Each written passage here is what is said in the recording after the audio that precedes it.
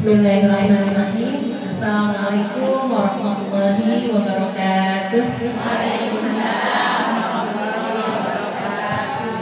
Dan menghiasi hidup dengan akhlak yang islami. Kita dengan mengaji, ya. Di dalam Al-Quran itu kan ada petunjuk dan juga obat, gitu ya. Rahmat Allah juga.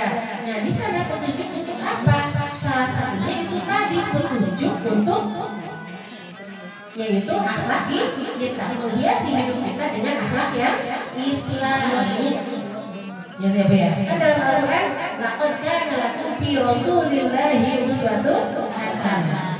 Terus ayat contoh saya ibu yaitu di Nabi Muhammad Shallallahu Alaihi Wasallam. Itu contoh yang sangat baik sekali. Ibu apa? Yaitu apa namanya sifat-sifat Rasulullah bu? Sidik, amanah, tabligh, apa? Sidik apa bu? Benar. Rasulullah itu selalu benar bu. Rasulullah enggak bohong. Makanya terkenal kan beliau itu dari dulu karena dari kecil nggak pernah bohong, karena dia dengan amin gitu ya bu ya. Itu terkenal dengan hal perkara nggak bohong. Karena orang bohong itu ciri-ciri orang munafik, bisa bohong. Aisyah bohong kok berarti udah disebut munafik kok ngambek ibu ya. Jadi kadang-kadang kalau si itu tuh kenapa disebut munafik kok sampai satu munafik gue. Emang kenapa malah disebut munafik gitu kan?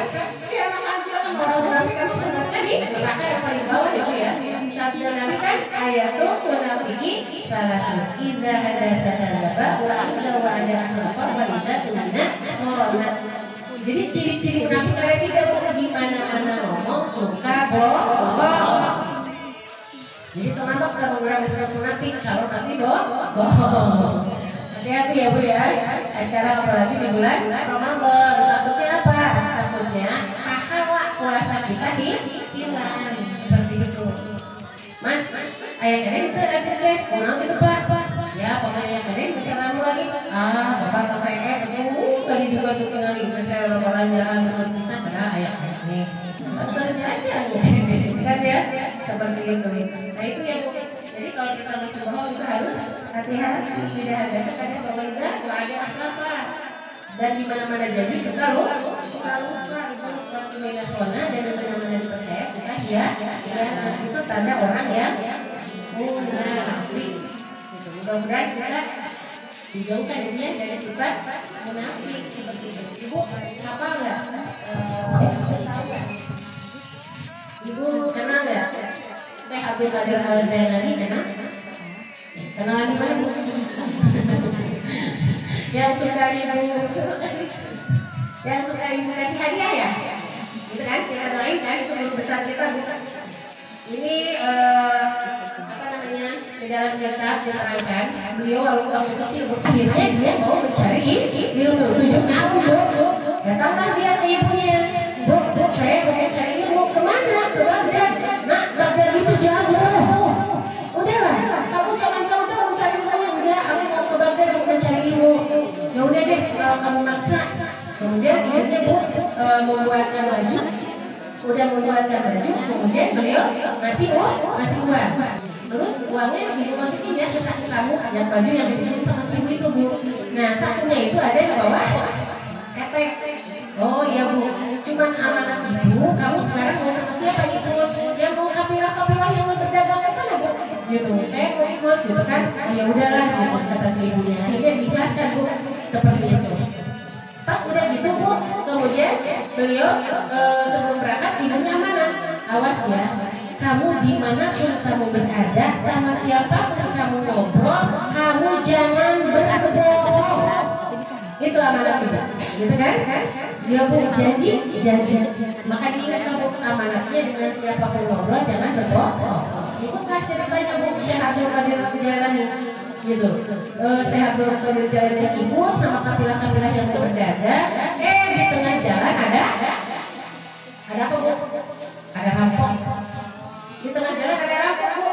Pas udah ada rampok begitu semua kan dirampok tuh kapilah yang mau berdagang. Terus si rampok itu nanya ke si Abdul Qadir Al-Jailani, kamu punya apa? Ya ini saya punya pakaian-pakaian.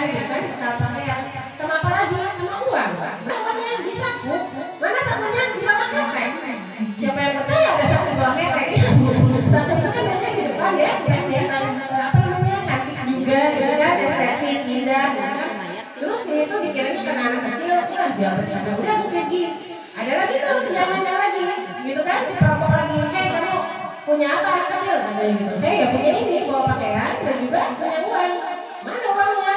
Mana di saku? Mana sakunya ini di bawah ketek? Gitu kan? Gak percaya lagi bu, sampai yang nanya seperti itu jawabannya. Pas suatu saat hasil rampokannya, kemudian semua laporan kan? Kamu dapat apa? Dapat ini. Cuma ada tuh anak kecil katanya. Dia cuma bawa pakaian, kemudian bawa uang, tapi uangnya bawa apa di saku-sakunya di bawah ketek. Dia bilang semua laporan itu. Akhirnya kan rajanya penasaran, bu, si raja rampokan itu tuh ketua rampoknya. Ayo suruh sini anak kecil di mana? Gitu kan? Ditanyalah sama si rampok tersebut. Hei anak kecil, kamu punya apa emang? Ya saya ini punya pakaian, gitu kan? Sama uang. Di saku, mana sakunya di bawah ketek? Coba lihat. Diperiksa bu ternyata ada, gitu kan? Terus raja rampok itu, ketua rampoknya itu, kepala rampoknya itu, kemudian nanya, hei anak kecil, kenapa kamu katanya jujur? Kenapa kamu ngomong jujur? Kenapa kamu nggak bohong? Karena kamu jujur, buat saya ambil. Tapi kalau kamu tadi bohong, saya nggak akan tahu ada saku bawah ketek. Karena nggak sebiasanya, gitu kan? Kenapa sih kamu jujur? Gitu kan? Apa jawabannya? Saya jujur karena saya sudah janji sama ibu saya. Pada siapapun saya ngomong, saya gak akan berbohong. Saya gak mau mengkhianati janji saya. Bagaimana bu kepala rampok itu? Langsung dia nangis bu. Dia nangis kepala rampok itu.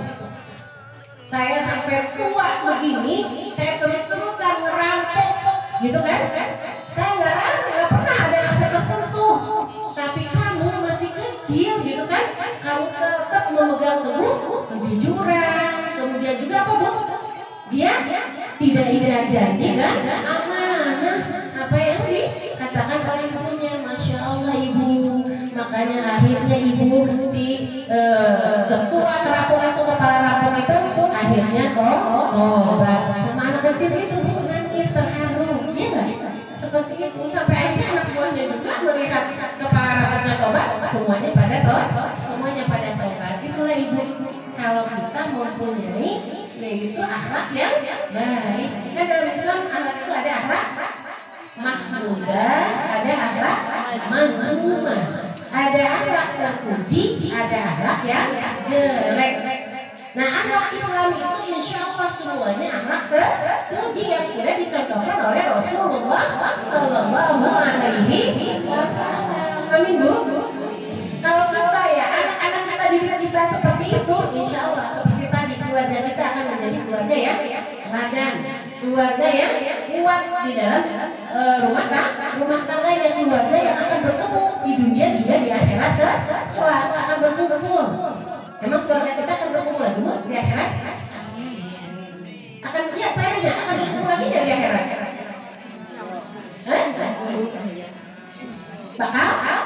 Bakal kata siapa bu? Kata Allah. Betul dalam Al-Quran ya, surat Ar-Rum ayat 23. Firman Allah, dan nad'u yadkhulunaha wa man salaha min abaihim wa azwajihim wa dzurriyyatihim wal malaikatu yadkhuluna alaihim min kulli bab. Jadi jannatul adn, surga Adnan. Yadkhulunaha akan masuk ke surga Adnan. Wa man salaha, siapa aja yang soleh, min abaihim, dari kakek buyut kita, keturunan kita dulu, walaupun kita nggak tahu kakek nenek kita, buyut kita, kalau mereka soleh-soleha, kita soleh-soleha, ketemu lagi di surganya Allah, yaitu surga Adnan. Maka kata Allah, jannatu adn yadkhulunaha wa man salaha min abaihim. Makanya kita suka memberi doa anak yang soleh kan? Itu termasuk ilmu ya, manfaat juga ya bu ya, itu amalan yang gak akan putus walaupun kita sudah meninggal, seperti itu bu. Nah makanya di sana kita selalu mendoakan semua nenek moyang kita, walaupun kita apa, wajib dan pasanganmu akan berbarengan bu di surganya Allah, di surga ada kata Allah. Amin bu, amin. Gitu kan ya bu ya. Ada yang lainnya bu, karena saya itu berapa kali nikah. Yang pertama saya nikah meninggal, terus menikah lagi cerai, terus yang keempat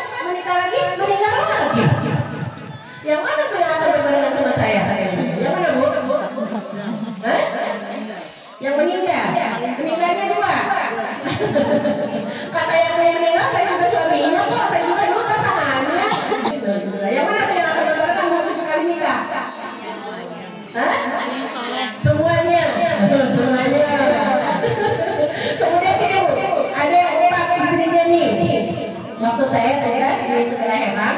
Ada bu yang dibandingkan itu boleh, asal istri yang tuanya ngasih izin guru dibawa ke pengadilan, gitu ya. Sidang dulu kalau diizinin sama yang sepupunya, karena emang itu sakit bu. Menikah lagi sama guru ngaji. Anaknya dibawa, si ibunya juga yang sakitnya dibawa. Nah ada juga, saya istrinya 4, 1, 2, 3, 4, boleh kan ya bu ya? Kalau suami yang 4 boleh bu. Lalu firman Allah, kalau di rumah atau dalam Indonesia, masnya sudah sabar. Bu, sabar. 2, 3, 4, masnya sudah sabar. Jadi ibu ternyata poligami itu boleh. Ibu ayo poligami? Ayo, ibu ayo maju. Ayo maju. Tapi harus gimana juga ya bu ya? Ada yang sini pada ibu mau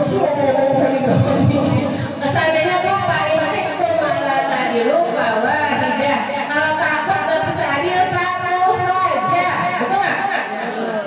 Karena apa? Adil itu susah bu. Akhirnya membukakan keaiban masing-masing dan di dalam Islam tidak boleh seperti itu. Tidak ada akhlak Islami yang seperti itu, betul nggak? Kalaupun kita mau berpisah ya udahlah, diam saja, jangan saling membukakan keaiban. Karena wala tajasasu, firman Allah kalau membuka-buka kejelekan orang lain, ya bu ya, seperti itu. Jadi apa tadi kita jawabannya kumaha kedua kadang sopan, kahiji kedua kadang sopan, kalau sesarukan bu, seru-serunya di surga. Sadayana, amin, ibu sadayana. Kata ibu, yang pertama bukan apa saya juga masak. Jadi yang mana bu? Tadi kata Allah wa man sholaha, yang tahu soleh bu, betul nggak? Yang paling soleh akan berbarengan surganya Allah, ya bu ya. Nah itu tadi kaji di dalam keluarga banyak tuh, misalkan anak-anak kita, istrinya banyak yang paling soleh yang akan masuk di surganya Allah, yang paling soleh yang akan masuk di surganya Allah. Ibu itu betul, empat-empatnya masuk surga kalau semuanya soleha dan suaminya soleh, semuanya baru mau pas ya di surga. Di surga mau pas ya bu, tidak seperti di dunia ya, nggak ada pertengkaran gitu kan? Karena itulah di surga ini segalanya ada. Bukan suami 2 kali bu? Iya punya suami 2 kali, kata saya juga bu. Yang akan berbarengan di surganya Allah, yang paling soleh. Kan pertama Buddha.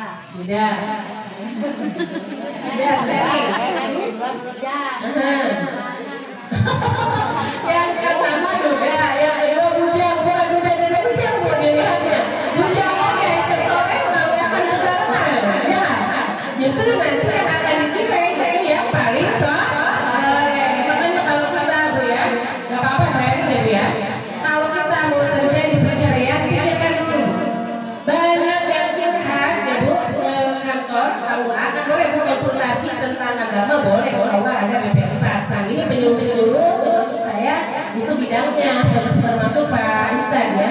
Nah seperti itu boleh. Makanya mereka curhatnya ada bu apa bu? Iya bu, ternyata saya udah nikah 4 kali, yang terbaik mah yang pertama ya bu. Aku nggak pernah lain, betul kenal. Aku teteh pakai cerai kamu udah kita seneng udah usaha namanya sih maju-maju, tapi ternyata ayeuna abdi anjina dari kamar dekat Taiwan. Ternyata ayeuna abdi cek juga obat deh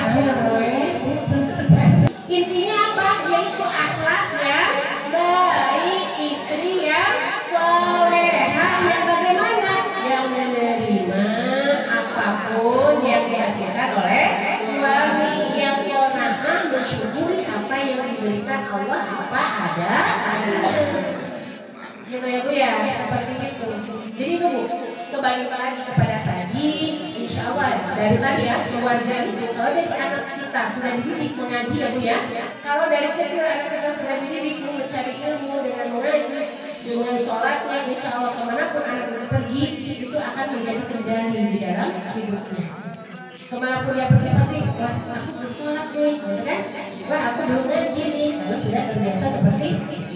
Nah itu tadi ya bu ya. Di apa namanya Syekh Abdul Qadir Jailani, makanya beliau menjadi imam besar guru kita semua karena apa?